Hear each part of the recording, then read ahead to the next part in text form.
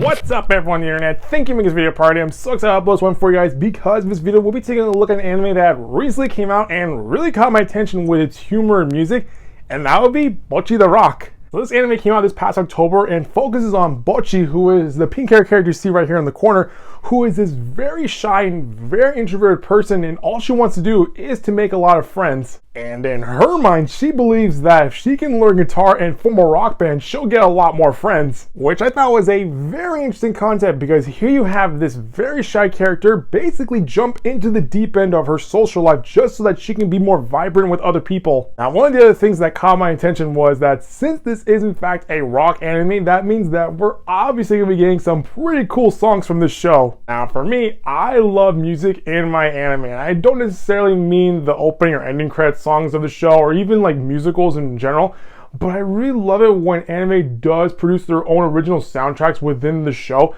which is probably one of the reasons why I love Zombieland Saga so much, because while the story was great, the soundtrack to that show is even better. So when I saw that we were getting a rock band anime, I got very excited. And we sort of get that in Bocchi The Rock, as there are several songs sprinkled throughout the season. Now, just to be clear, Bocchi The Rock does not have as many songs as Zombieland Saga, but out of the 7 songs in their soundtrack, I did like at least one of them.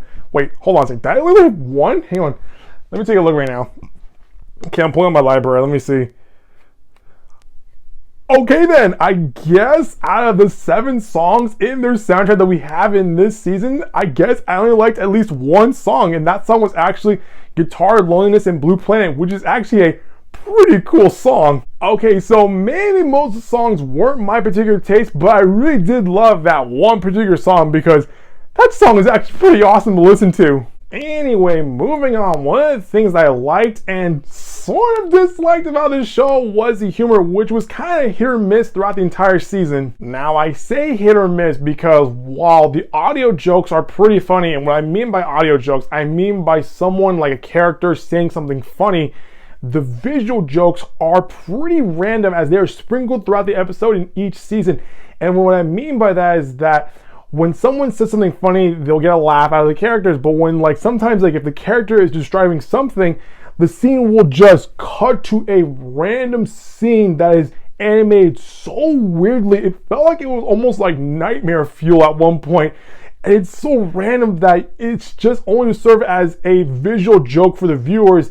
And while some of these jokes are kind of funny, most of the time you're kind of scratching your head going, wait a minute, what the hell am I watching? Now, I say this with the intent of kindness that some of these jokes are pretty funny because of its randomness, but you do feel that the same joke is being repeated over and over and over again. Because the whole show is centered around Bocchi and her social awkwardness, about 90% of the jokes in this show is pretty much aimed towards her and her introverted behavior and mentality, which is funny at first, but after seeing the same thing over and over again, you're pretty much watching a one-trick pony show.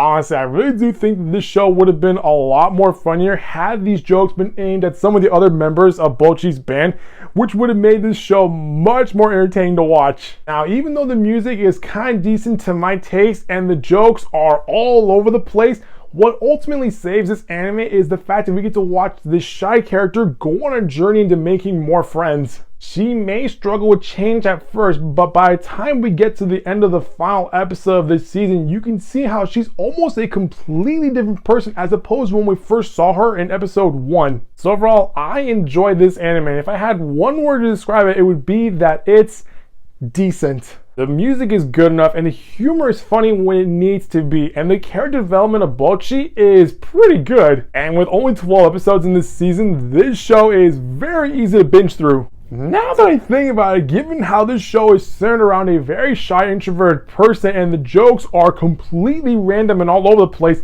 this show feels like it's the combination of Komi Can't Communicate and Joshiraku. Hear me out, you have the social introvertedness from Komi Can't Communicate. Now combine that with the randomness of Joshiraku and you end up with Bocchi The Rock. So if you liked either one of those shows, chances are that you might like this one. And if you're into rock music, you may want to give this show a look at, because while you do get a lot of cool rock songs, you also get to see this shy introverted girl break through her social barriers in order to be part of a rock band. So if any of these things interest you, you may want to give this anime a shot. And like I said earlier, with only 12 episodes, this show is very easy to binge through. Well, that's going to do it for this video, guys. That was my overall view for Bocchi The Rock. If you like what you saw, click the subscribe button so you guys updates from this channel. I'll see you next time with a brand new video. Bye-bye.